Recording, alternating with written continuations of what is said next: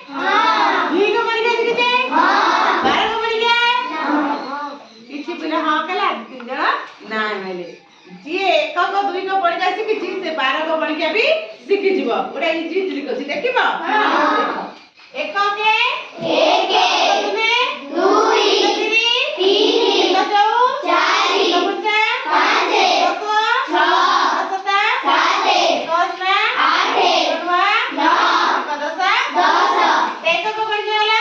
अब दुई को डाको दुई के दुई दुने चारि दुनी छह चौ आठ पचा दस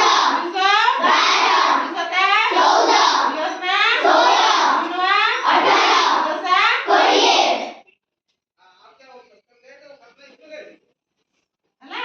वर्तमान एक को दुई को पढ़ले समझ शिखि जाइछो होला आ धर हम 12 को पढ़ के लिखबा होला 12 के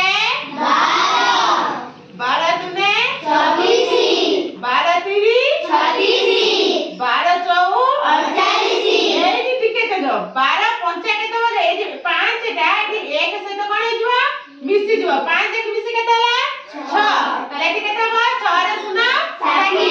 तबे एठी 6 टा का से मिसिबा 1 6 का 7 7 तले 1200 7 2 62 7 1 8 एठी ले के 4 12 7 84 8 एक मिसी केते हैगला 12 8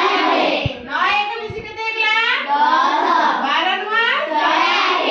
ये 10 2 मिसी केते हैगला 12 12 10 120 सहज ना कष्ट को सहज हां सहज